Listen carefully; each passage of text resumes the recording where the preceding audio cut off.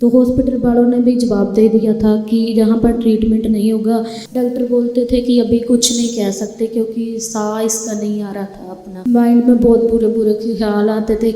का नाम मन्नू है और ये गिलवाली गेट अमृतसर के रहने वाले हैं और ये इनके हस्बैंड हैं। इस भाई का नाम दीपक है और मुझे इस बहन की गवाही है कि 2 महीने पहले इनके हस्बैंड जो इनके साथ खड़े हैं उस भाई का एक्सीडेंट हो गया था। इन्होंने बताया कि 2 महीने पहले ये भाई अपनी बाइक से चब्बा वाली साइड जा रहे थे और इन्होंने उसी वक्त मेडिकल गोलियों का नशा किया हुआ था। उस नशे की हालत में इनके जब एक्सीडेंट हो गया तो ये अपनी बाइक को संभाल नहीं पाए और इनका जो एक्सीडेंट था वो चब्बा वाली साइड हो गया। और इन्होंने बताया कि जब एक्सीडेंट हुआ तो इनके मुंह से और नाक के से एक्सीडेंट की फोटो दिखाए टीम साइड में कि किस तरह का एक्सीडेंट हुआ था इनका। और मुझे जब इस ब्रदर का एक्सीडेंट हुआ तो इस भाई का उसी समय इतना भयानक एक्सीडेंट हो गया कि उसके मुंह से और नाक से बहुत ही ज़्यादा खून बहने लगा और मुंह का जब्बारा जो था वो पूरी तरह से टूट चुका था। और इन्होंने बताया कि इस एक्सीडेंट के बाद इनकी जो बाइक थी उसी समय बहुत ही ज़्यादा टूट चुकी थी, पूरी तरह से टूट चुकी थी। और वहाँ पर जो अन्य लोग थे उन्होंने इनको देखा तो उन्होंने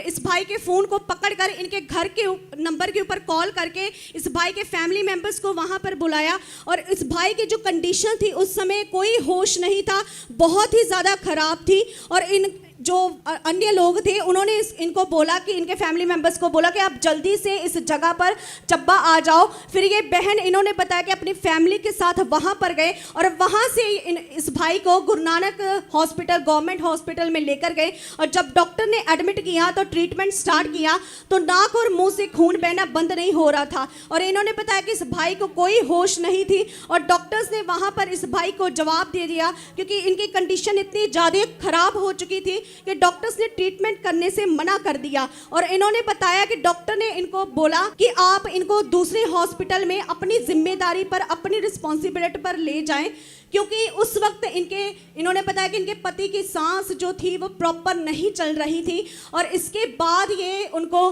फतेहगढ़ चूड़ियाँ प्राइवेट हॉस्पिटल में लेकर गए। आप खुद बताओ कि जब एक्सीडेंट हुआ था तो कैसी हालत? बहुत बुरी हालत थी मेरी तो। इनकी वाइफ बताएंगे, वाइफ, क्योंकि ये तो उस टाइम बुरी कंडीशन में थे, हॉस्पिटल में थे, तो इनकी वाइफ ज़्यादा बता सकती हैं कि कैसी हालत थी और क्या सोचते थे ये उस टाइम, क्या माइंड में आता था।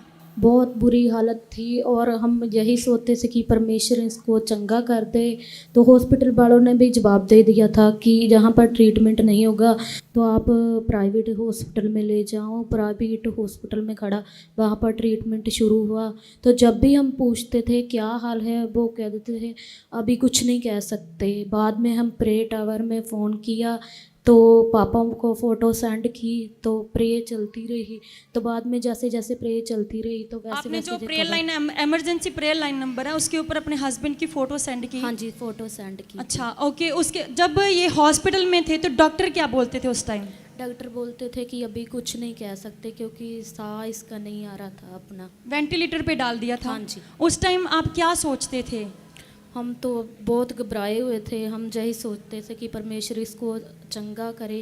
तो परमेश्वर ने चलो चंगा किया इसको। माइंड में क्या आता था उस टाइम जब ये हॉस्पिटल में थे? माइंड में बहुत बुरे बुरे ख्याल आते थे कि परमेश्वर इसको अच्छा करे।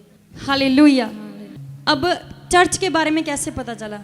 चर्च के बारे में पहले भी मैं आती थी तो मेरे माइंड में पहले ही पैड आया था कि मतलब कि ऐसे कोई इंसिडेंट होना था। तो मैंने एक संडे मिस किया तो वो ही संडे के बीच बीच ही इंसिडेंट हो गया। बाद में मैं आई नहीं क्योंकि वहाँ पर हॉस्पिटल में थी। ओके।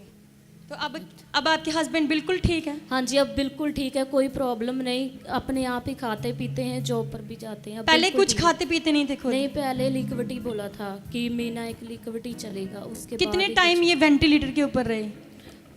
चर्च 2 आप सुन रहे हो गवाही?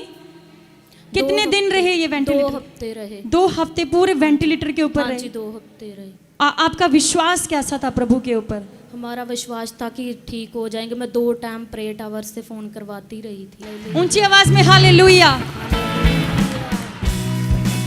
और अभी आप क्या कहना चाहते हो लोगों को? अभी मैं यही कहना चाहती हूँ कि डेली चर्च आना चाहिए। मैंने एक चर्च ही मिस किया तो मेरे साथ ये हो गया। तो इसलिए हमें चर्च डेली आना चाहिए ताकि हमारे साथ कुछ भी ऐसा गलत ना हो। हम आते रहेंगे तो परमेश्वर हमको हमेशा संभाल कर रखेगा, कुछ भी नहीं होने देगा।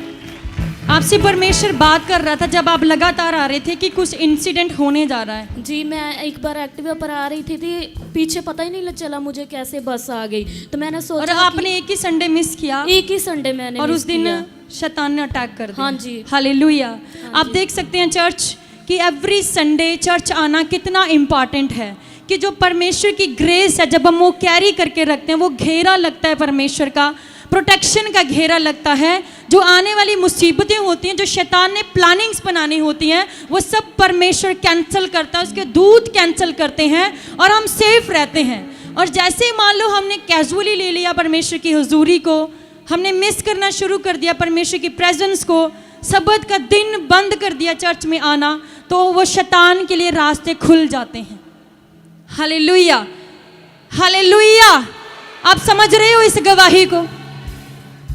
अभी आप क्या कहना चाहते हो कि अभी बहन कहते मैं सबको कहते ये गवाही क्यों होती है, ये अपनी ज़िंदगी से, अपने एक्सपीरियंस से ये सबको बता रहे हैं। इन्होंने बताया कि मैं सबको बोलना चाहती हूँ कि कभी चर्च मिस मत करो।